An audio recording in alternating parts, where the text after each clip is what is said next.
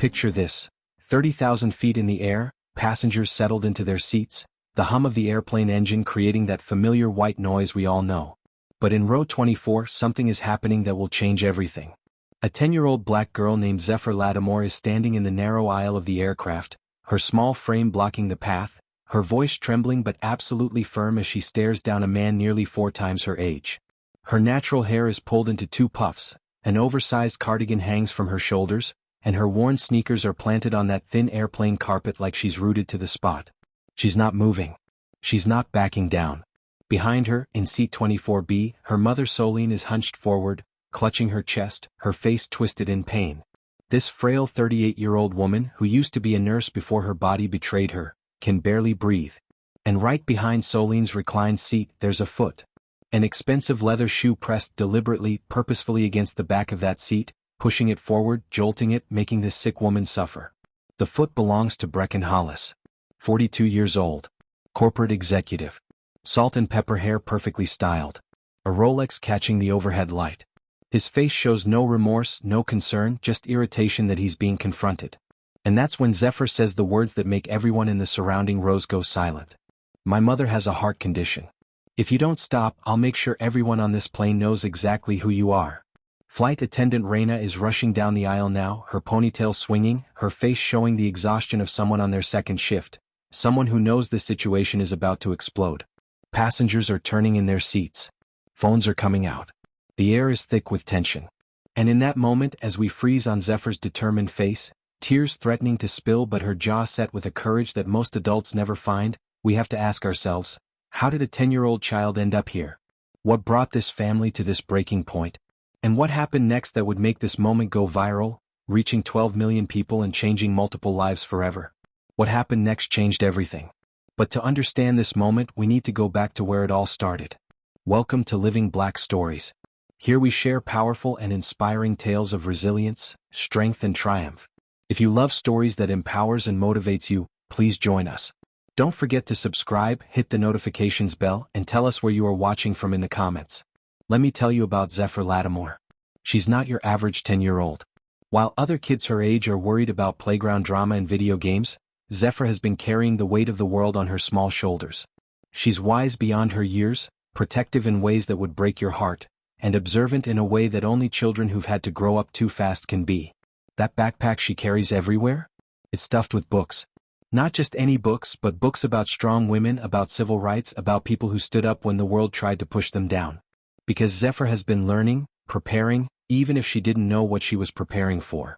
And her mother, Soline. 38 years old but looking older, her body worn down by congestive heart failure that's been stealing her life piece by piece. She used to be a nurse, used to be the one taking care of others, strong and capable. But now her daughter has to take care of her. Soline is soft-spoken, proud, the kind of woman who would rather suffer in silence than make a scene. She carries herself with dignity even when her body is failing her. And right now they're on a flight from Atlanta to Seattle because there's a specialist there, a doctor who might be able to save her life. Do you know how Zephyr helped pay for this trip? This 10-year-old child made handmade bookmarks.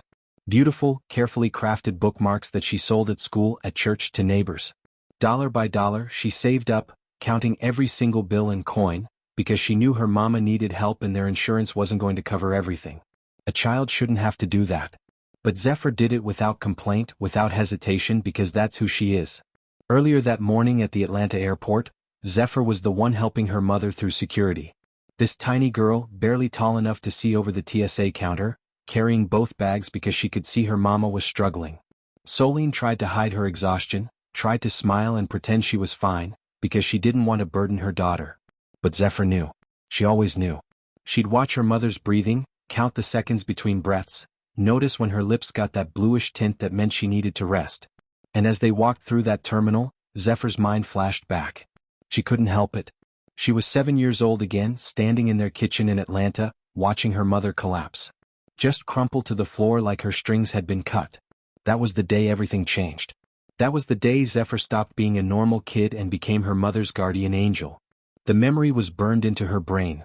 The sound of her mother hitting the floor, the way she gasped for air, the terrifying wait for the ambulance.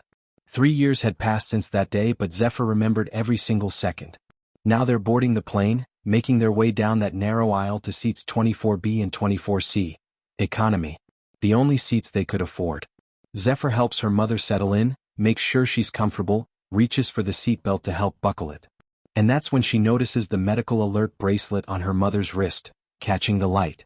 That silver chain with the red emblem. Congestive heart failure. Zephyr feels that familiar wave of anxiety wash over her. They're going to be in the air for hours. What if something happens? What if her mama needs help and they can't land in time? But Soline squeezes her daughter's hand and gives her that smile, the one that says, "We're going to be okay," even though they both know it might not be true. Behind them, seat 25B. That's where Brecken Hollis sits down. And from the moment he arrives, everyone knows he doesn't want to be there. This man reeks of money and entitlement. His suit probably costs more than Soline's monthly medication bills. That Rolex on his wrist could pay for Zephyr's entire bookmark business 100 times over. He's got his iPhone in one of those business class holders, the Wall Street Journal tucked under his arm, and an expression on his face like someone just forced him to sit in a dumpster. The flight attendant, Raina, approaches him with that practiced smile, that customer service voice. She's in her late 20s, and you can see the exhaustion in her eyes. This is her second shift. She's been on her feet for 12 hours already. But she's trying to be pleasant, trying to help. Brecken immediately launches into his complaint. His assistant messed up his booking.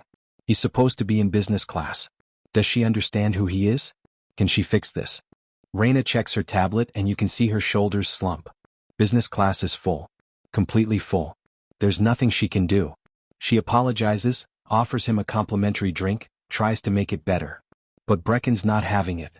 He makes a comment, just loud enough for the people around him to hear, about the quality of passengers back here. The way he says it, the way his eyes scan the economy section with barely concealed disgust, everyone knows exactly what he means. Zephyr hears it.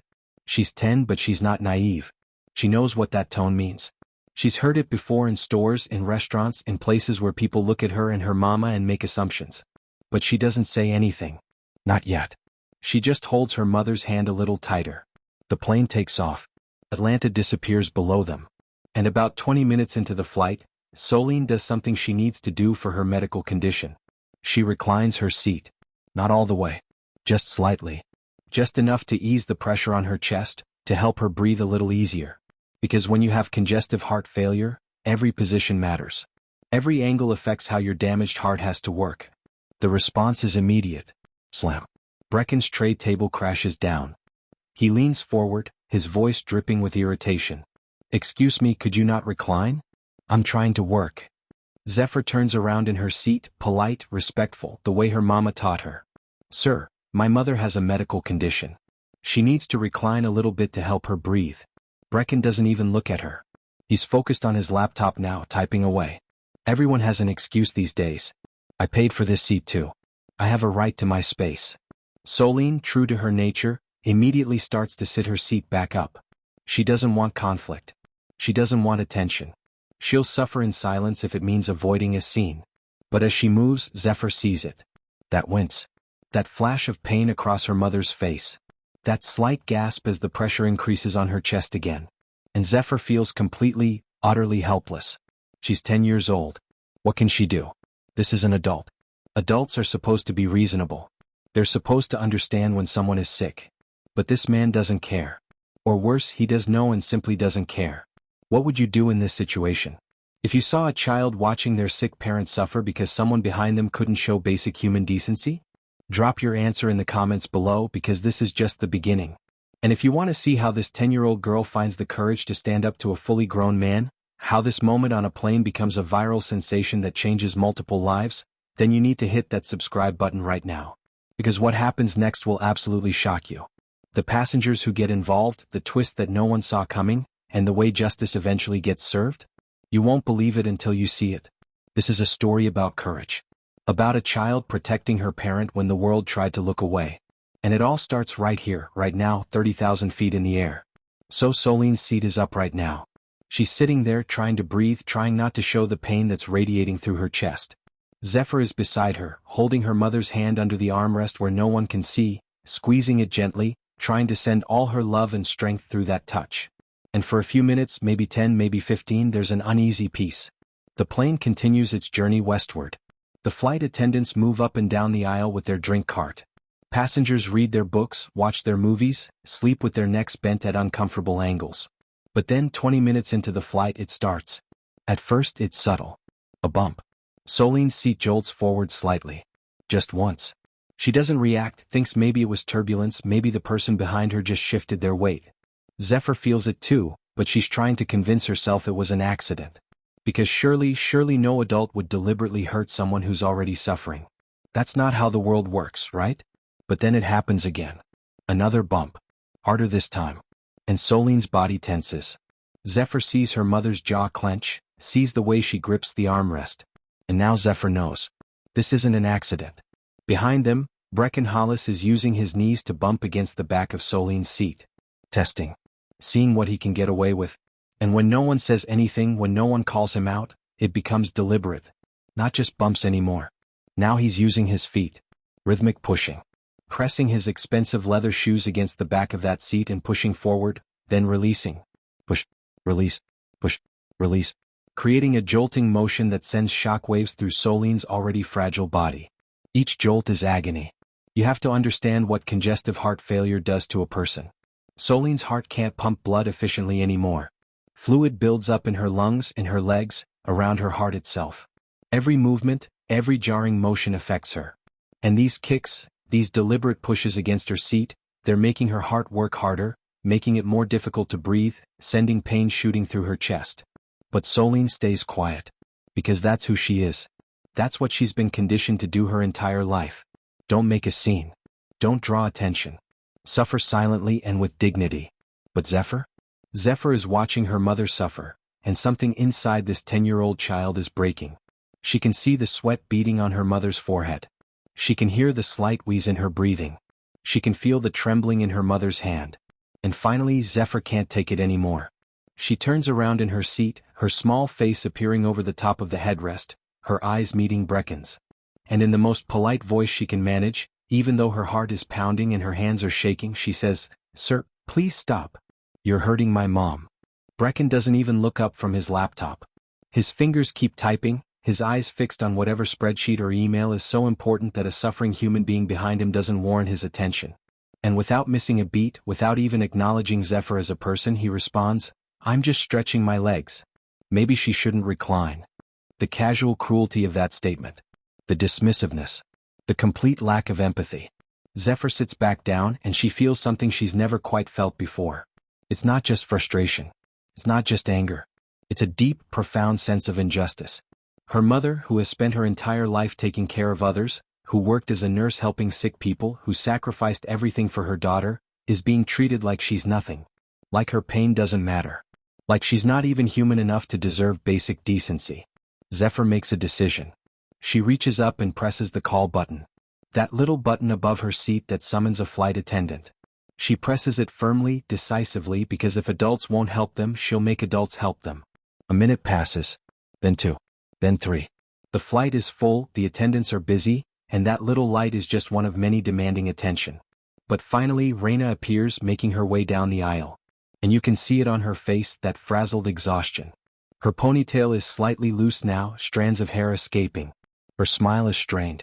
She's been dealing with demanding passengers for hours and she's running on empty. But she stops at row 24 and she leans down. "Yes, sweetheart, what can I help you with?" Zephyr explains.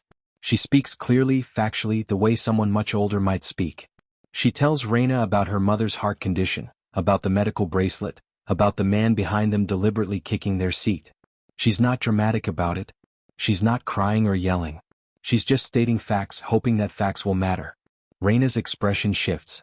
She glances at Soline, sees the obvious distress, then looks behind them at Brecken. "Sir, is there a problem?" And this is where Brecken shows his true talent. The ability to manipulate, to present himself as the victim.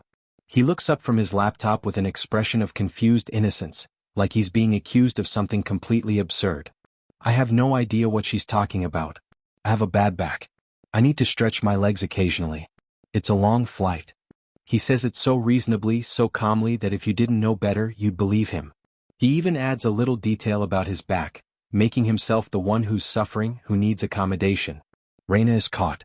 She's in an impossible position. It's a he said she said situation, or rather, a he said 10-year-old said situation. And in that moment you can see her make a calculation. She needs to keep the peace. She needs to avoid conflict. She has 150 other passengers to worry about. And the path of least resistance is to ask the person who's already been compliant, who's already been quiet, to compromise just a little bit more. Ma'am, Raina says, turning to Solene with an apologetic tone, maybe you could try not reclining fully? Just to give everyone a bit more space. And Solene, because she is who she is, nods. Of course. I'm sorry for any trouble. She reaches for the button and raises her seat, even though you can literally see the pain that causes her. Her breathing becomes more labored immediately. The pressure on her chest increases. But she's not going to argue. She's not going to fight. Raina walks away, crisis seemingly averted, one more complaint handled, one more fire put out. But Zephyr? Zephyr is learning a devastating lesson about how the world works. She did what she was supposed to do. She asked for help from an authority figure. She told the truth. And it didn't matter. The adults aren't listening. They're not seeing. They're not helping.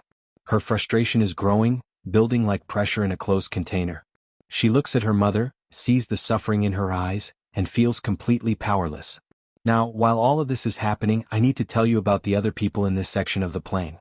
Because they're watching. They're noticing. And they're about to become very important. Across the aisle in seat 24D, there's a woman named Octavia Yoon. She's in her 60s, Korean American, with silver hair cut in a practical bob and glasses perched on her nose. Octavia is a retired teacher. She spent 40 years in elementary schools working with children, learning to spot trouble, learning to recognize when something was wrong. And right now, everything in her experienced teacher's instinct is screaming that something is very wrong. She's been watching this whole interaction. She saw the kicking. She saw the little girl turn around and plead. She saw the flight attendant's inadequate response. And she's starting to feel angry. But she's also from a generation that was taught not to interfere, not to make waves. So she watches and she waits and she hopes someone else will step in. 2 rows back in seat 26, there's a man named Khalid Hassan. He's in his 30s, Palestinian American, wearing professional but comfortable travel clothes, and he has the posture of someone who spends long hours on their feet. Because Khalid is a doctor. Specifically, he's a cardiologist. He deals with heart patients every single day. And from where he's sitting, he can't see everything, but he can see enough. He noticed Solene's medical alert bracelet when they boarded. He noticed her breathing pattern, the slight blue tint to her lips that indicates poor oxygenation. He's concerned. But he's also dealing with his own internal conflict. He's learned, through painful experience, that Middle Eastern men who insert themselves into conflicts on airplanes are not treated kindly. He's been hassled by security. He's been treated as a threat. So even though every fiber of his medical training is telling him to intervene, he's hesitant. He's waiting to see if it escalates further. And in row 23, right in front of Solene and Zephyr, there's a young couple. Astrid and Paxton, both in their early 20s, white, dressed in those trendy travel clothes that are somehow both comfortable and Instagram ready. They're travel vloggers, filming content for their YouTube channel, and right now they both have their headphones on, watching their own footage, completely oblivious to the drama unfolding behind them. Their phones are in their hands, their cameras are in the overhead bin, and they're in their own little world. So you have witnesses. You have people with the power to help. But no one's helping yet. Everyone's still in that zone of uncertainty, that social pressure to not get involved, to let someone else handle it. 10 minutes pass. Solene is sitting up right now, trying to manage her breathing, and Zephyr is beside her, helpless and hurting. And then Brecken starts again. But this time it's worse. This time he's not even pretending to stretch. He's kicking. Hard. Deliberately. His foot slams against the back of that seat with enough force that people several rows away can hear it. Thump. Thump. Thump. And Solene gasps. Her hand flies to her chest and she starts to struggle, really struggle to breathe. The wheezing becomes audible. Her eyes go wide with that terrible fear that comes when your lungs won't fill, when your heart is racing but can't pump effectively, when you feel like you're drowning on dry land. Zephyr panics. She's scrambling now, reaching for her mother's purse with shaking hands, digging through it frantically. Where's the medication? Where's the nitroglycerin pills that help with the chest pain? Where's the inhaler? Her small hands are shaking so badly she can barely grip anything. Lipstick, wallet, tissues, receipts, everything is spilling out onto the floor and she doesn't care because she needs to find that medication, she needs to help her mama. And Solene, even in her distress, even as she's struggling to breathe, reaches out and touches her daughter's arm. She whispers, her voice barely audible, "Baby, it's okay. Don't make trouble. Don't make trouble. Even now. Even suffering. Don't make trouble." But Zephyr stops. She looks at her mother, and tears are streaming down her 10-year-old face now, and she says something that will echo through this entire story. "Mama, you taught me to speak up when something's wrong. This is the moment. This is where a child who has been forced to grow up too fast makes a decision that will change everything." Because Soline did teach her that. In their small apartment in Atlanta, during bedtime stories and dinner conversations, Soline told her daughter about Rosa Parks, about Ruby Bridges, about all the people who stood up when the world tried to push them down. She taught Zephyr that silence in the face of injustice is itself a form of complicity. And now, Zephyr is going to use those lessons. She reaches into the pocket of her oversized cardigan and pulls out her phone. It's an old model, probably 3 or 4 generations behind, with a cracked screen that spiderwebs across the corner. It's the kind of phone that says, "We can't afford better right now." But it has a camera. And that camera works just fine. Zephyr turns in her seat, raises that phone, and starts recording. Her hands are shaking, but she keeps the camera steady enough. She's pointing it over the back of her seat, capturing Brecken Hollis in the act. And right on cue, as if he's performing for the camera, he does it again. His foot comes up and slams into the back of Soline's seat. It's all there. The deliberate motion. The force. The complete disregard. Evidence. It takes Brecken maybe 5 seconds to notice. He's so focused on his laptop, so confident in his impunity, that he doesn't immediately see the phone. But then he does. He looks up and his expression changes instantly. The casual indifference vanishes, replaced by rage. He lunges forward, reaching over the seat, his hand grasping for that phone. "Delete that right now, you little..." He doesn't finish the sentence. Because Octavia Yoon has had enough.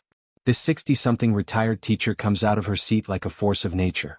Her voice cuts through the cabin, sharp and commanding, carrying 40 years of classroom authority. "Don't you dare speak to that child that way." Suddenly, everyone is paying attention.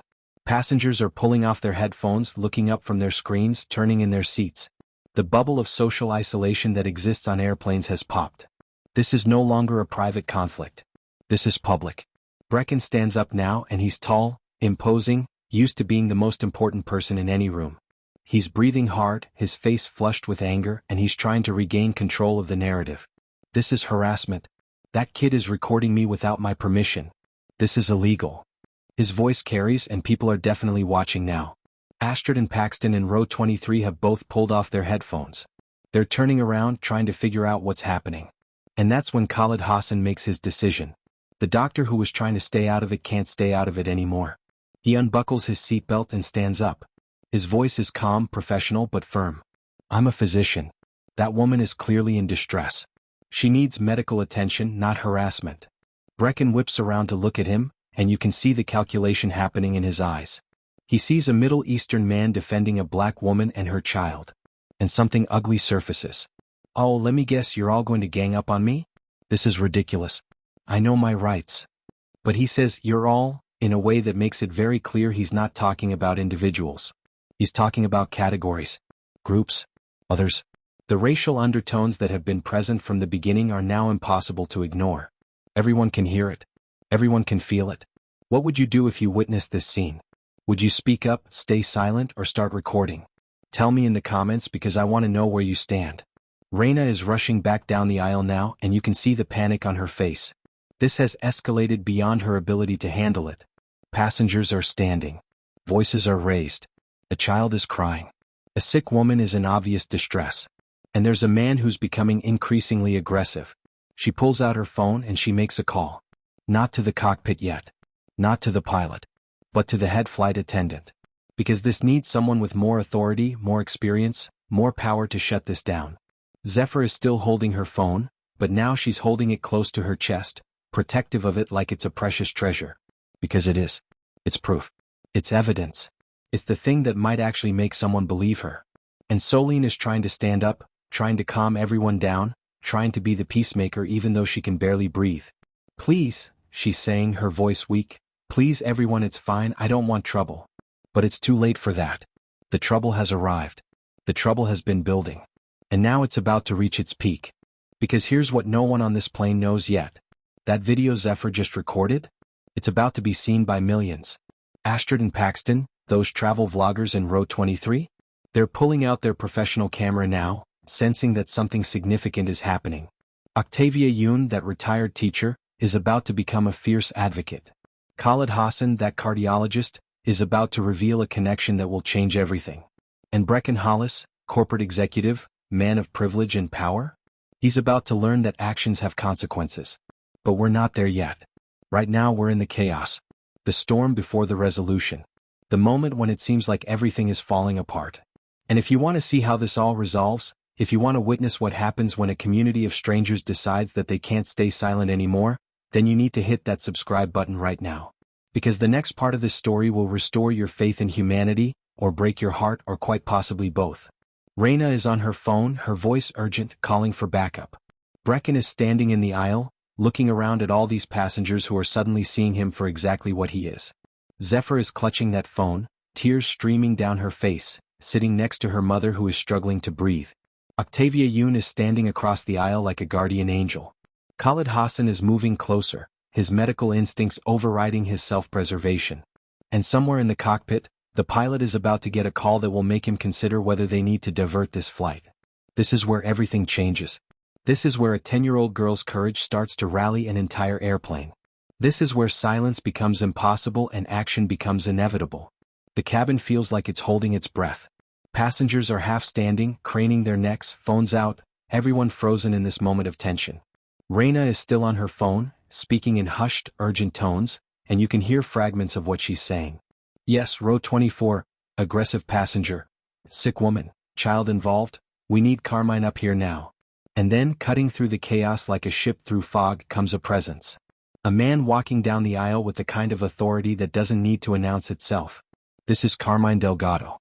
He's in his 50s, with gray threading through his dark hair, lines around his eyes that speak of decades in the air, and a uniform that's crisp despite being hours into a shift. Carmine has been a flight attendant for 28 years. He's handled drunken passengers, medical emergencies, fights, panic attacks, and every crisis you can imagine at 30,000 feet. He's the kind of professional who's seen it all and doesn't rattle easily. When he arrives at row 24, the energy immediately shifts. People sit back down. Voices lower. Because Carmine has that effect. He surveys the scene with sharp, assessing eyes. A frail woman in obvious distress. A crying child clutching a phone. A well-dressed businessman standing in the aisle, face red with indignation. An older Korean woman standing protectively nearby. A Middle Eastern man who appears to be medical personnel. And a scattered audience of witnesses, all watching to see what happens next. Carmine's voice is calm, measured, professional. Okay everyone, let's take a breath. I need to understand what's happening here. One at a time. He turns to Raina first. What's the situation? Raina, looking relieved to have backup, explains quickly. The complaint about the reclining seat. The allegations of kicking. The recording. The escalation. She's trying to be neutral, trying to present just facts, but you can hear in her voice that she knows this is serious. Brecken jumps in immediately, not waiting for permission to speak. This child has been harassing me, recording me without consent, which is illegal. Her mother has been blocking my legroom for the entire flight, and when I simply tried to stretch my legs, they started making accusations. This is outrageous. He's using his corporate voice now, the one he probably uses in boardrooms, confident and commanding. Carmine listens without interrupting. Then he turns to Soline. Ma'am, can you tell me your side? But Soline is struggling. She's trying to speak, but her breathing is too labored. She manages a few words. I just needed to recline my heart. That's all she can get out before she has to stop, gasping. So Carmine turns to Zephyr. And this is the moment where everything could go either way. Because Zephyr is 10 years old. She's been crying. She looks small and scared. Adults often don't take children seriously, especially in situations like this where it's their word against an adult's. But Carmine looks at this little girl, really looks at her, and he asks, "Can you tell me what happened?" And Zephyr, wiping her tears with the sleeve of her oversized cardigan, nods. She takes a shaky breath. And then she speaks. And when she does, everyone is surprised by how clearly, how maturely, how precisely she explains. We boarded at 3:45. We got to our seats at 3:52. My mama reclined her seat after takeoff because she has congestive heart failure and sitting upright puts pressure on her chest. She's not rambling. She's not emotional. She's stating facts with timestamps like she's giving testimony. At approximately 4:07, the man behind us started bumping his knees against Mama's seat. At 4:13 he began deliberately kicking it with his feet. I asked him to stop at 4:15. He said Mama shouldn't recline. I pressed the call button at 4:18. Miss Raina came and asked Mama to raise her seat, which she did even though it hurt her. At 4:32 he started kicking again harder. That's when I started recording. The specificity is stunning.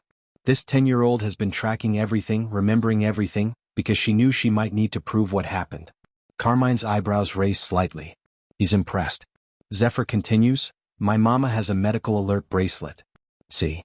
She gently lifts Soline's wrist, showing the silver chain with the red medical emblem. Congestive heart failure. She takes 7 medications daily. We're traveling to Seattle to see Dr. Emmett Kwan at the Seattle Heart Institute because he might be able to save her life. The way she says that doctor's name, the specific institution, it adds weight, legitimacy. This isn't vague. This is verifiable. And then Zephyr holds up her phone. I have video evidence of him kicking my mama's seat. Would you like to see it? Carmine extends his hand. Yes, please.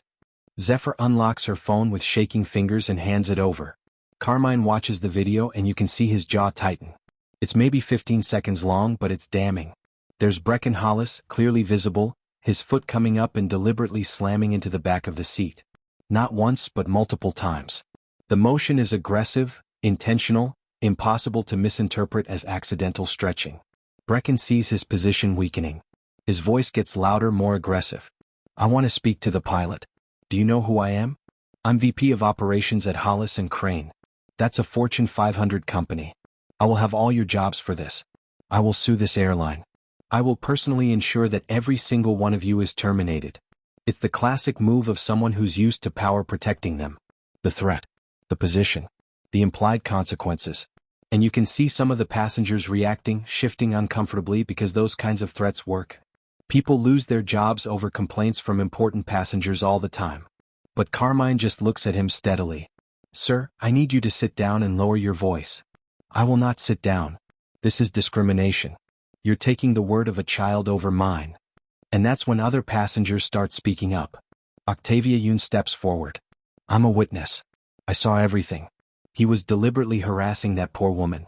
I'm willing to give a statement. Her voice has that teacher authority, clear and firm.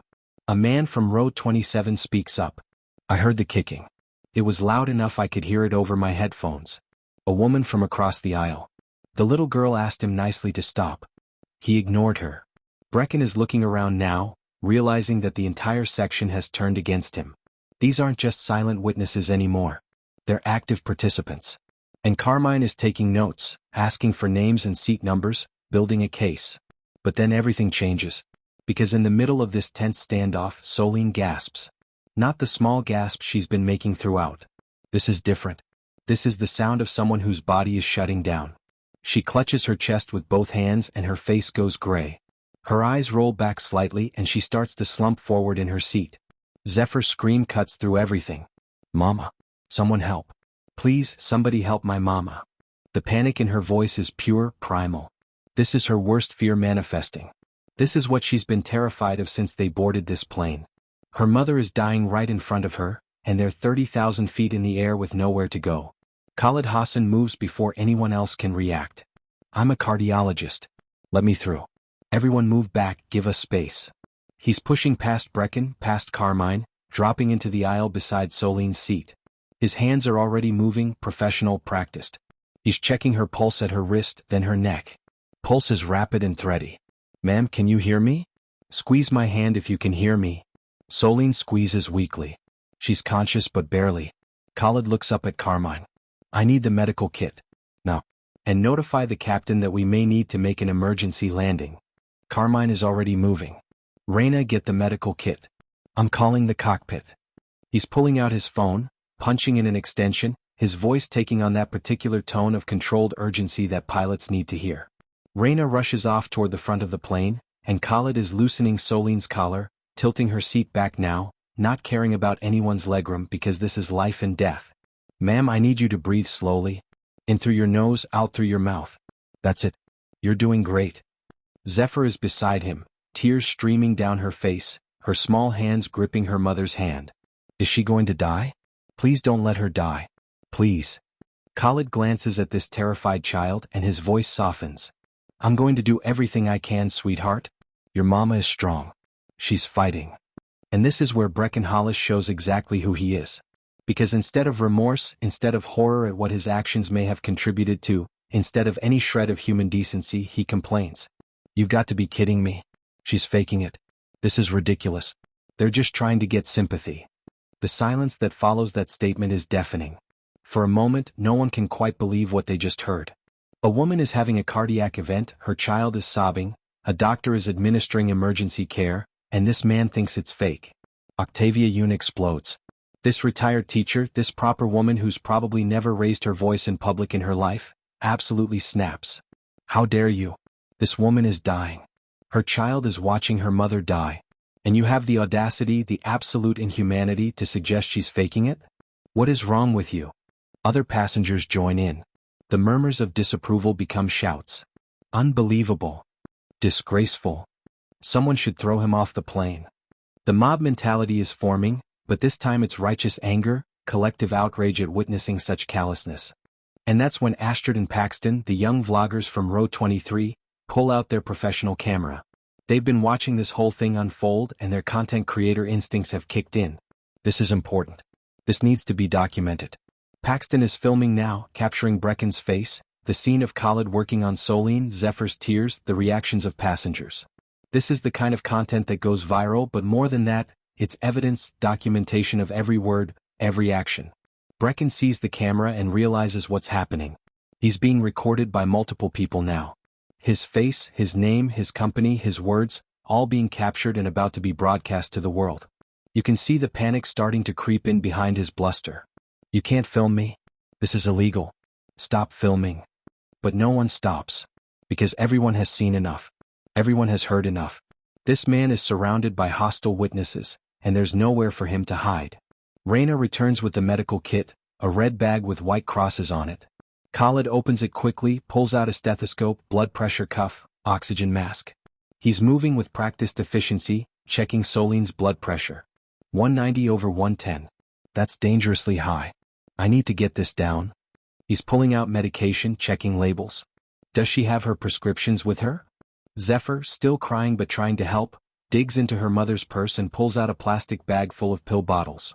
7 different medications just like she said. Khalid reads the labels quickly, nods. Good, she's already on diuretics and beta blockers. I'm going to give her supplemental oxygen and nitro for the chest pain. He places the oxygen mask over Soline's face, adjusts the flow. Then he crushes a nitroglycerin tablet and places it under her tongue. This should help with the chest pain and lower your blood pressure. Just breathe, ma'am. You're going to be okay. Carmine returns from his call to the cockpit. The captain has been notified. We're assessing whether we need to divert. He wants to know if she's stable enough to continue to Seattle. Khalid checks Soline's pulse again, watches the oxygen saturation monitor on his finger. Numbers are starting to improve.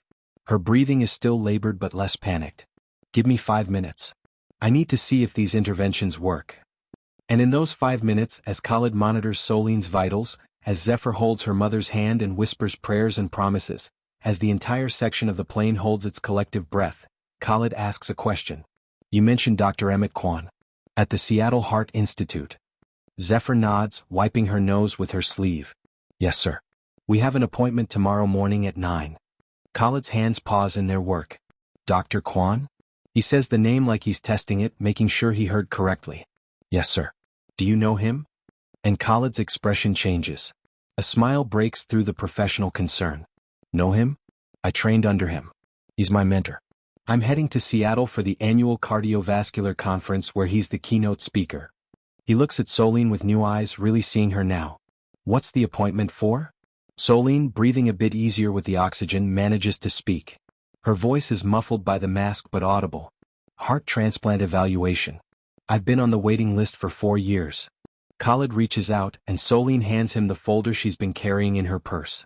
The one with all her medical records, all her test results, all her documentation for Dr. Kwan. Khalid opens it, starts reading, and his eyes widen. Wait a minute. Soline Lattimore? He looks up at her, then back at the records. You're the Soline Lattimore? The woman Dr. Kwan has been telling everyone about. Zephyr looks confused. What do you mean? Khalid's eyes are actually welling up with tears now. This professional, composed doctor is getting emotional. Dr. Kwan talks about you at every conference, every teaching session. The patient who's been waiting with grace and strength. The former nurse who understands the system but can't seem to catch a break. The single mother raising a brilliant daughter while fighting heart failure. He looks at Zephyr. He talks about you too, sweetheart. About how you sell bookmarks to help with medical bills. About how you're wise beyond your years. The entire cabin is listening now. This isn't just a medical emergency anymore. This is a story. This is a human connection forming in real time. Khalid continues, his voice thick with emotion. Dr. Kwan has a heart for you, Soline. We got the call 2 weeks ago. A match came through. He's been trying to reach you, trying to make sure you'd be stable enough to travel for the surgery. Zephyr's crying changes tone. These aren't tears of fear anymore. These are tears of hope, of overwhelming relief. Mama, did you hear that? You're getting your heart. You're getting your heart. Soline is crying too, her tears soaking into the oxygen mask. For years. 4 years of waiting, of hoping, of slowly deteriorating. 4 years of watching her daughter grow up too fast, take on too much responsibility. 4 years of wondering if she'd live to see Zephyr graduate, get married, have children. And now, here on this airplane, being treated cruelly by a stranger, having a cardiac crisis, she learns that there's a heart waiting for her. That hope is real. Khalid is still reading her chart, making notes. Your ejection fraction is down to 20%. That's critical. But with the transplant, with Dr. Kwan's skill, you have an excellent prognosis. He looks at Carmine. She's stabilizing. Blood pressure is coming down. Heart rate is still elevated but improving. I think we can make it to Seattle without diverting, but I'll need to monitor her continuously for the rest of the flight. Carmine nods. I'll inform the captain. You're in charge of her medical care, doctor. Whatever you need. And then Khalid turns to Zephyr, this brave little girl who's been fighting for her mother, and he says, Dr. Kwan is going to be so proud of you. You potentially saved your mother's life today by staying calm and getting help. You did everything right. The passengers around them are crying now too. Octavia Yoon is dabbing her eyes with a tissue. Astrid and Paxton have lowered their camera, both of them emotional. Even some of the tough-looking businessmen in nearby rows are wiping their faces. Because this is what we all want to believe about the world. That help comes. That connections form. That miracles happen. But there's still one person who hasn't spoken.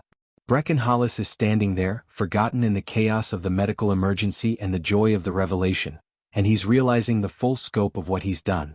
He kicked the seat of a woman who's been waiting 4 years for a heart transplant. He harassed a child who's been fighting to save her mother's life. He showed no mercy, no compassion, and now everyone knows. Everyone has seen. Everything is recorded.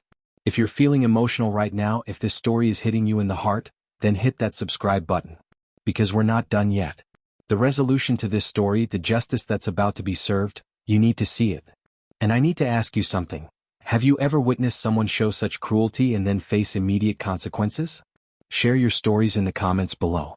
Carmine turns to address Brecken now, and his voice is cold, professional, but with an edge of barely contained disgust. Sir, we need to discuss your seating for the remainder of this flight. But we'll get to that. First, let me tell you what happens in the next few minutes as Soline continues to stabilize, as Khalid makes calls to Dr. Kwan directly from the plane, as Zephyr finally allows herself to believe that maybe, just maybe, everything is going to be okay. So Soline's breathing is becoming steadier, more regular. The gray pallor is slowly being replaced by a hint of color returning to her cheeks. Khalid is monitoring her pulse with his fingers on her wrist, counting silently, his eyes on his watch. Around them, the tension is beginning to ease just slightly, like a coiled spring being carefully released. People are exhaling breaths they didn't know they were holding. But the crisis isn't over. Not yet. Because there's still the matter of what happens next. The pilot's voice comes over the intercom, breaking through the murmur of conversations. It's that particular tone that pilots use, calm and authoritative, designed to reassure even while discussing serious matters. Ladies and gentlemen, this is Captain Rodriguez speaking. We've been informed of a medical situation in the cabin. We're currently assessing whether we need to divert to the nearest airport. Please remain seated with your seatbelts fastened while we evaluate the situation. Thank you for your patience and cooperation. The cabin erupts in whispers. People are speculating, asking each other what's happening, wondering if they're going to land somewhere unexpected. Diverting a flight is a major decision. It affects everyone on board, connections, plans, schedules. But it also means someone's life is in danger enough to warrant it. Khalid looks up at Carmine, who's standing nearby with his phone still in hand, ready to relay information to the cockpit. She's stabilizing. Blood pressure is 160/95, still elevated but coming down. Heart rate is 98, down from 130. Oxygen saturation is 94% with supplemental oxygen. He's speaking in medical terms, but translating for everyone listening. If she can remain calm and reclined, if I can continue monitoring her, I believe we can make it to Seattle without diverting. But I need her to stay exactly as she is. No stress. No agitation. Complete rest. Carmine nods, processing this information. He relays it to the captain via phone, speaking in low tones. There's a brief back and forth and then he hangs up. The captain has approved continuing to Seattle based on your medical assessment, Dr. Hassan. But you're responsible for her care, and if anything changes, we divert immediately. Understood, Khalid agrees. He's not leaving Soline's side. He's pulled a blanket from the overhead bin and tucked it around her. He's adjusted her seat to the optimal angle for cardiac patients. He's doing everything right, and Zephyr is watching him with an expression of absolute trust and gratitude. But now Carmine has to deal with the other matter. The one that's been temporarily overshadowed by the medical emergency but hasn't gone away. He turns to face Brecken Hollis, who's still standing in the aisle, looking increasingly uncomfortable as reality settles around him like a cage. Carmine's voice is professional, but there's steel underneath. Sir, you're being moved to seat 32F for the remainder of the flight. Seat 32F.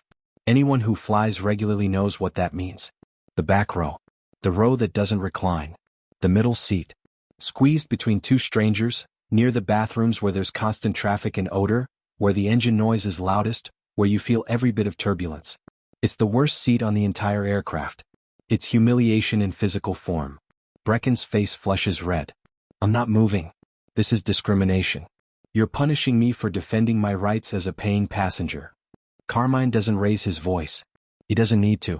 Sir, you're being moved for the safety and comfort of the other passengers, specifically the passenger whose medical emergency may have been exacerbated by your behavior. This is not negotiable. I have a bad back. I can't sit in a middle seat in the back row. This is a violation of the Americans with Disabilities Act. Octavia Yoon, who has been sitting quietly but listening to every word, stands up again. This retired teacher, this woman who probably weighs 110 pounds soaking wet, stands up and faces this corporate executive, and her voice rings out clear and strong. I watched you torture this sick woman for 40 minutes. You deliberately kicked her seat knowing she had a heart condition. You showed no mercy, no compassion, no human decency. You should be ashamed of yourself. And like a dam breaking, other passengers join in. The woman from row 27, you called her a faker when she was having a heart attack. The man from row 26, you tried to grab a child's phone. Someone from row 25, I heard everything you said. The way you talked about the quality of passengers. We all know what you meant.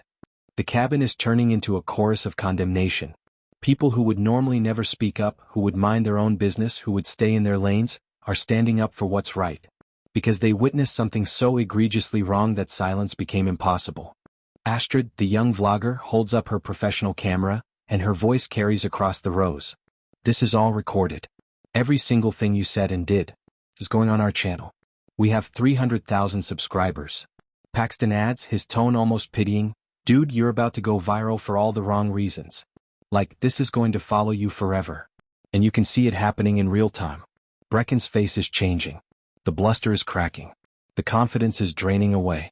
He's looking around at all these faces, all these witnesses, all these cameras, and he's realizing that his position, his job title, his threats about having people fired, none of it matters anymore. The court of public opinion is about to convene, and he's already been found guilty. He tries a different approach. The voice changes, becomes softer, more conciliatory. It's a manipulation tactic, but everyone can see through it. Look, I apologize. Okay. I didn't know she was actually sick. I thought she was just being difficult. Can we just forget this whole thing? I'll move seats. I'll sit wherever you want. Let's just move on. It's the classic non-apology. I didn't know, even though he was told repeatedly. I thought she was being difficult, even though she was silent and compliant. Can we just forget because he wants to escape consequences? It's hollow, transparent, and no one is buying it. But then Zephyr speaks. This 10-year-old girl who has been holding her mother's hand, who has been through the most traumatic hour of her young life, who has every reason to be too emotional to respond, looks directly at Brecken Hollis and says in a voice that's absolutely steady, "You knew. I told you. You just didn't care." The simplicity of that statement. The childlike honesty cutting through all the adult excuses and justifications. "You knew. I told you. You just didn't care." There's no arguing with that. There's no spin that makes it better. It's the truth, delivered without malice, without drama, just fact. And it hits harder than any angry accusation could. Brecken has no response. What can he say? She's right. He did know. She did tell him. And he didn't care. Every adult in that section of the plane feels the weight of those words, the moral clarity of a child who sees the world without all the complicated justifications that adults use to excuse bad behavior. Carmine lets that statement hang in the air for a moment, lets it sink in, and then he speaks with finality. "Sir, you have two choices. Move voluntarily to seat 32F, or I notify the captain that we have a disruptive passenger who needs to be restrained and met by authorities upon landing. Federal aviation regulations give me the authority to make that determination." What's it going to be? The threat of restraint, of zip-tie handcuffs, of being escorted off by police, that's what finally breaks through. Brecken looks around one more time, maybe hoping for an ally, someone who will defend him, but he finds only hostile stares and recording devices. He's completely alone. "Fine," he mutters, the word bitter in his mouth. "I'll move." He reaches up to the overhead bin, yanks down his expensive carry-on bag. His Wall Street Journal falls to the floor and no one picks it up for him. He has to bend down, gather his scattered belongings, his dignity in tatters. And as he walks past Soline's row headed toward the back of the plane, he mutters something under his breath. It's quiet, meant only for himself, but Zephyr hears it. She catches the words, something ugly, something that confirms he hasn't actually learned anything, that his apology was just strategy. But she doesn't react. She doesn't call him out. She just watches him go because she understands something profound. She's already won. The truth is out. Justice is coming. His opinion doesn't matter anymore. Passengers actually move their feet, pull them in, refuse to make space for him as he squeezes down the aisle toward his assigned seat of shame. It's a silent but powerful statement. You're not welcome here. You're not one of us. You failed the basic test of humanity. When he finally reaches seat 32F, the people on either side of him look at him with undisguised contempt. They know who he is now. They know what he did. And they're going to make sure he's uncomfortable for every remaining minute of this flight. Back in row 24, something beautiful is happening. Octavia Yoon is gathering her belongings from across the aisle. "I'm moving over here," she announces, "if that's all right with you lovely ladies." She's taking the window seat in Soline and Zephyr's row, the one that's been empty. She settles in like a guardian angel, immediately pulling out a packet of tissues for Zephyr, offering a piece of hard candy to Soline. "For the nausea, dear. Peppermint helps." "Are you traveling to Seattle for business?" Soline asks, her voice still weak but trying to be polite even in her condition. Octavia smiles and her whole face lights up. "My grandson's graduation. He's getting his master's degree in education. Going to be a teacher just like his grandmother. I'm so proud I could burst." She reaches over and pats Zephyr's hand. "You remind me of him when he was your age. That same fierce love for family. That same courage." Khalid is still nearby, having pulled a seat across the aisle to stay close enough to monitor Soline. He's checking her pulse every few minutes, watching her breathing, making notes on his phone. "I'm texting Dr. Kwan right now," he tells them. "I'm letting him know you're on your way and what happened. He's going to meet you at the airport personally." Zephyr's eyes go wide. "Really? He doesn't have to do that." "Oh, he's going to want to," Khalid assures her. "Dr. Kwan doesn't just see patients. He sees people. He cares. And he's been worried about you too. A community has formed around this family." Octavia Yoon, retired teacher, grandmother, witness to injustice who refused to stay silent. Khalid Hassan, cardiologist, healer, bridge between this family and their miracle. Astrid and Paxton, the young vloggers who documented everything, who will ensure the truth is told. And dozens of other passengers who added their voices, who stood up, who proved that most people are good when given the chance. Soline is looking around at all these faces, these strangers who became allies, and tears are streaming down her cheeks again. "Thank you," she whispers. "Thank you all so much." And then Zephyr, this brave little girl who has been strong for so long, who has held everything together, who has fought and advocated and protected, finally breaks down. The stress, the fear, the trauma of the past hour, it all comes pouring out. She's sobbing, her small body shaking with the force of emotions she couldn't let herself feel while she was in crisis mode. Soline, still weak but finding strength from somewhere deep inside, pulls her daughter close. She wraps her arms around Zephyr and holds her tight, rocking her slightly.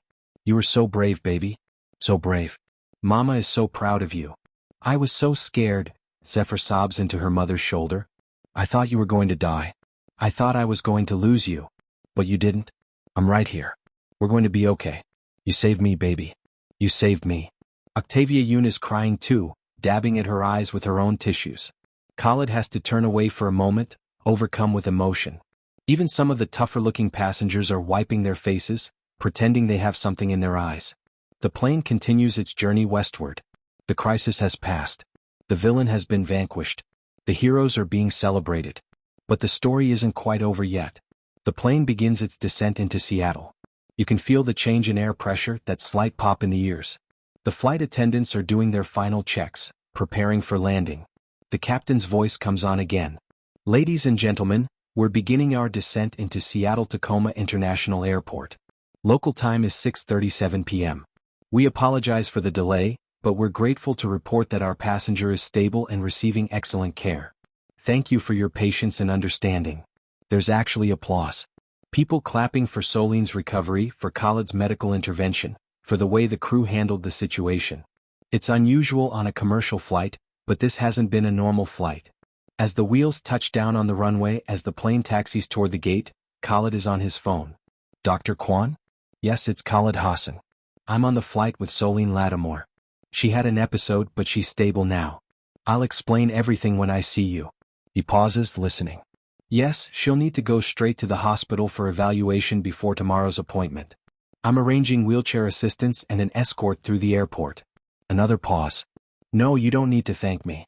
You taught me that medicine is about compassion first. I learned from the best." The plane pulls up to the gate. The seatbelt sign dings off. But Carmine's voice comes over the PA system. "Ladies and gentlemen, please remain seated. We have passengers who need medical assistance, and we're coordinating with airport personnel. Thank you for your continued cooperation." Outside, an ambulance waits on the tarmac. Not an emergency vehicle with lights flashing, but a medical transport, ready to take Soline directly to the hospital. There are also airport police vehicles. 2 officers are standing by, waiting. The door opens and the first people to board are the paramedics. They come down the aisle with a wheelchair and medical equipment, and Khalid briefs them quickly, professionally, giving them all of Soline's vitals, her medication list, her history. They're nodding, taking notes, treating her with respect and care. And then the police officers board. They walk straight past row 24, heading toward the back of the plane. Toward seat 32F. Passengers are craning their necks, watching. One of the officers speaks quietly to Brecken. "Sir, we need you to come with us. There's been a complaint filed and we need to ask you some questions." Brecken tries one last time to use his authority. "This is ridiculous. I'm a VP at Hollis and Crane. I have a meeting tomorrow morning. You can't detain me without cause." The officer's response is calm but firm. "Sir, we're not detaining you. We're asking you to answer some questions about an incident on this flight. You can cooperate voluntarily or we can make this more formal. Your choice." Brecken gathers his things and he's escorted off the plane separately before the other passengers. It's the walk of shame, everyone watching, everyone knowing. Carmine is walking behind them, a manila folder in his hand. The official incident report. Documentation of everything that happened. As Soline is being transferred to the wheelchair, as the paramedics are securing her oxygen and making sure she's comfortable for transport, Astrid and Paxton approach. They're hesitant, respectful, aware that this is a delicate moment. "Hi," Astrid says softly. "I'm Astrid, this is Paxton. We're travel vloggers and we recorded what happened. We wanted to ask your permission to share it." Zephyr looks at her mother, uncertain. Soline nods weakly. "If it helps other people," she whispers. "If it shows what happened." Paxton tells them about uploading a clip during the flight. "It already has 50,000 views. The comments are all supporting you. People are identifying him, his company is already receiving calls. People are saying you're a hero," he tells Zephyr. "They're saying you're the bravest kid they've ever seen." Zephyr doesn't know how to process this. She's never thought of herself as brave. She was just protecting her mama. That's what you do when you love someone. We can help set up a way for people to contribute if you want, Astrid offers. People are already asking how they can help with medical bills. Khalid overhears this. Actually, that's a good idea.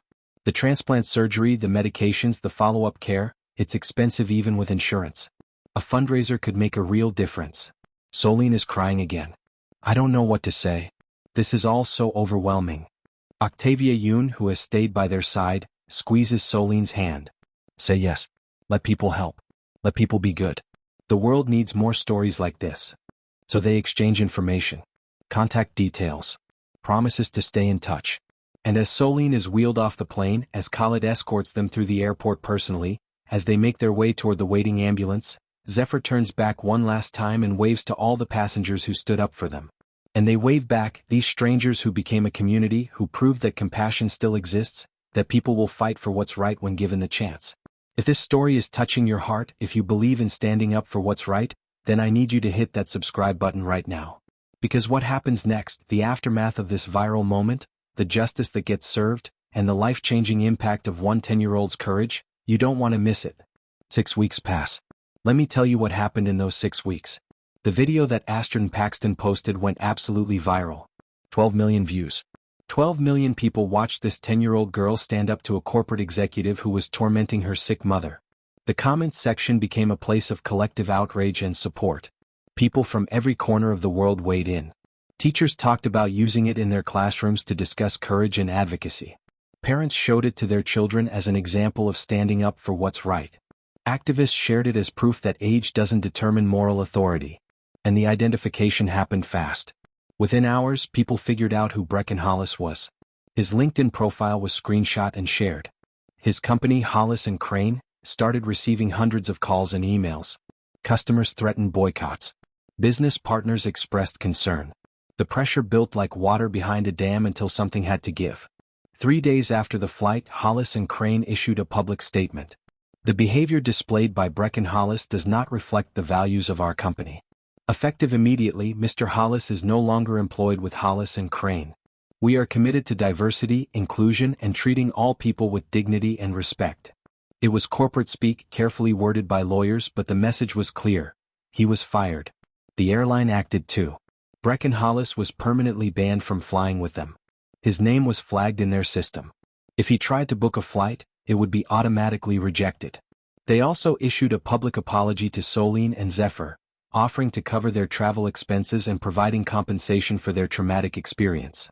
As part of a legal settlement, Brecken was required to complete extensive sensitivity and diversity training. And he had to make a public apology video.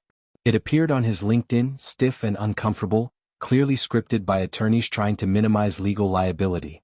He sat in what looked like a home office, wearing a button-down shirt and read from notes. I deeply regret my behavior on the flight. I failed to show compassion and understanding. I am committed to doing better and learning from this experience. But if you read the comments on that video, and thousands of people did, no one believed it was genuine. This is damage control, not remorse. He's only sorry he got caught. Notice he doesn't actually say he was wrong, just that he regrets it. The public saw through the performance.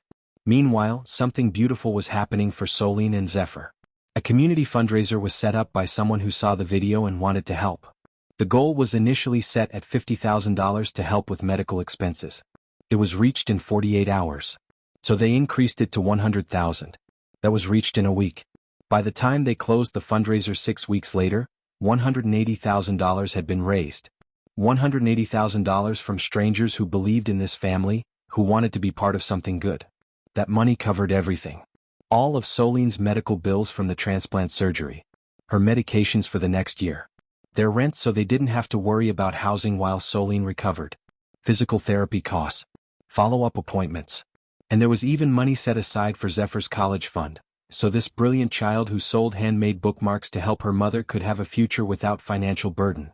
The surgery itself happened exactly 1 week after the flight. Dr. Emmett Kwan personally performed the transplant, and it went perfectly. The new heart fit like it was made for Soline. Her body accepted it without complication. The organ that had been failing her for years was replaced with one that was strong and healthy and capable of carrying her through decades more of life. Khalid Hassan stayed in Seattle for an extra week just to be there for the surgery. He consulted with Dr. Kwan, helped with the post-operative care, and visited Soline every single day during her hospital recovery. He brought Zephyr books to read while she sat by her mother's bedside. He brought coffee and encouragement to Soline when the pain was bad and recovery felt impossible.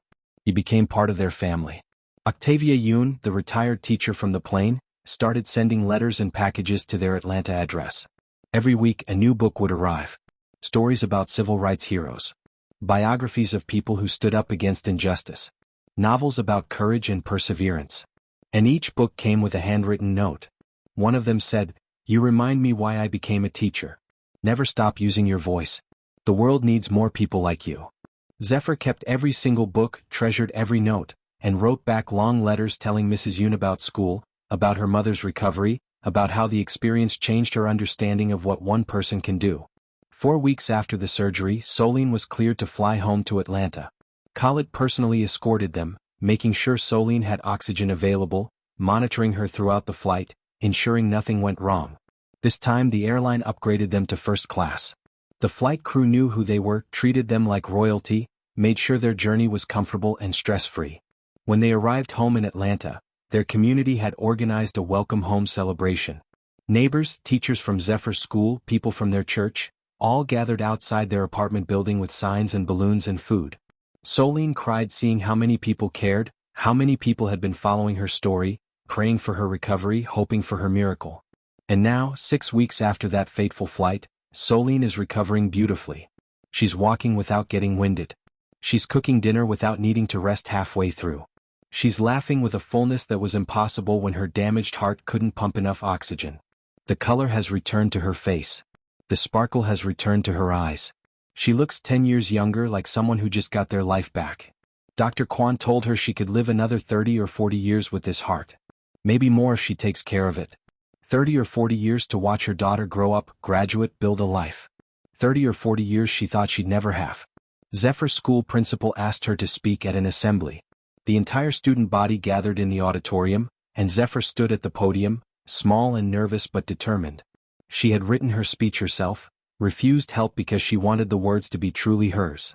She talked about that day on the plane. About being scared but knowing she had to speak up anyway. About how adults didn't listen at first but she kept trying. About how other passengers eventually stood with her, how a community formed around truth and justice. And then she said something that every person in that auditorium would remember for the rest of their lives. "I learned that being brave doesn't mean you're not scared. It means you do what's right even when you are. My mama always protected me. Every day of my life she made sure I was safe and loved and cared for. That day on the plane I got to protect her. And I want to tell you something important. Don't wait until you're older to stand up for what's right. Don't think that because you're young your voice doesn't matter. Because it does. Age doesn't make you brave. Love makes you brave." The applause was thunderous. Students were on their feet. Teachers were wiping tears. And in the front row, wearing a medical mask to protect her still recovering immune system but absolutely glowing with pride, was Soline. Her hand rested over her chest, over her new heart that was beating strong and steady, and she was crying the happiest tears of her life.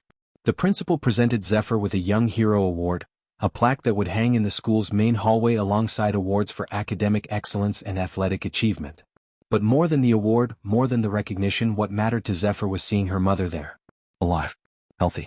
Present for this moment and hopefully countless moments to come. After the assembly, journalists wanted to interview Zephyr. News outlets wanted to feature her story. But Soline and Zephyr decided to be selective.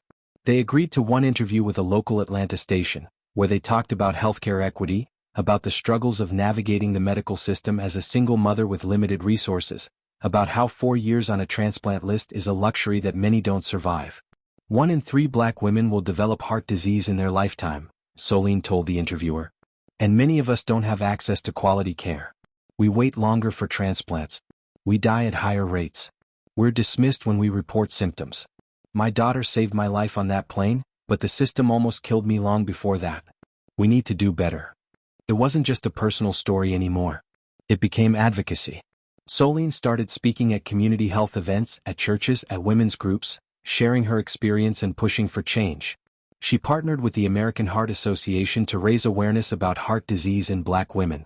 She became the face of a campaign about healthcare equity, using her platform to help others who were fighting the same battles she had fought. And Zephyr? She went back to being a 10-year-old kid mostly.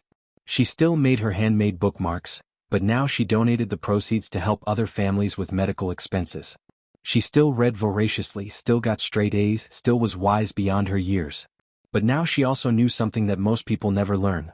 That your voice matters, that courage is contagious, that standing up for what's right can literally save lives.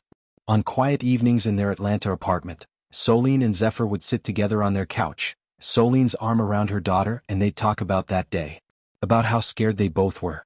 About how Zephyr found courage she didn't know she had. About how strangers became family. About how one moment of standing up led to a lifetime of standing strong. "Mama," Zephyr asked one evening, "do you think Mr. Hollis learned anything? Do you think he's actually sorry?" Soline thought about it carefully. "I don't know, baby. I hope so. I hope he looks at what happened and truly reflects on how he treats people. But whether he learns or not, that's his journey. What matters is that you learned. You learned that you have power, that your voice carries weight, that love makes us brave enough to face anything." "I'd do it again," Zephyr said quietly. "If I had to, I'd do it all again." "I know you would. But hopefully you won't have to. Hopefully the world becomes kinder, more compassionate. And people like you, baby, you're the ones who make it that way." The story could end there with this family healing and growing stronger. But there's one more thing you need to know. Because the impact of what happened on that flight rippled far beyond one family, one video, one viral moment. Teachers across the country started using Zephyr's story in their classrooms. They'd play the video, facilitate discussions about courage, about speaking up against injustice, about not being a bystander.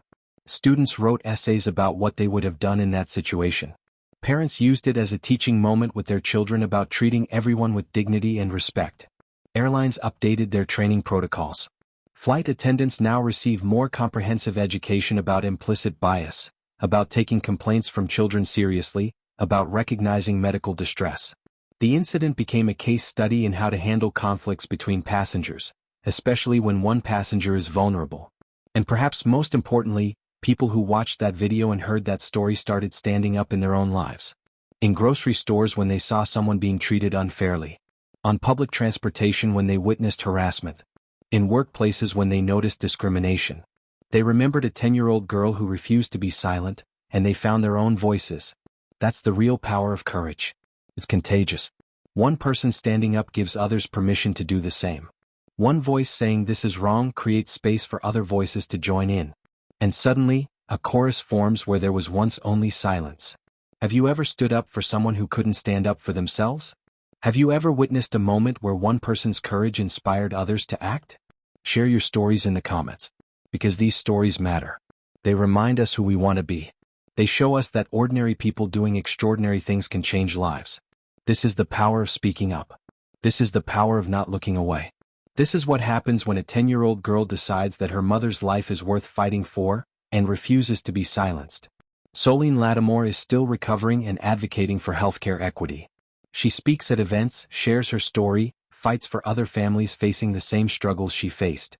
Her new heart beats strong, carrying her through days she never thought she'd see. Zephyr Lattimore is still 10 years old. She's still reading books about heroes and making bookmarks and getting straight A's. But now she also knows that heroes aren't just in books. They're real people who choose courage over comfort, who speak up when it would be easier to stay quiet, who love fiercely enough to be brave. Some people see a little kid when they look at Zephyr. But when someone you love needs you, age doesn't matter. Love makes you brave. And bravery changes the world, one moment at a time. This story started with a sick mother and her protective daughter on an airplane. It became a viral moment watched by millions. But more than that, it became a reminder that we all have the power to stand up, to speak out, to refuse to accept cruelty as normal. It became proof that communities form around courage, that strangers become allies when someone is brave enough to ask for help, that justice still exists when enough people demand it. And if that doesn't inspire you, I don't know what will.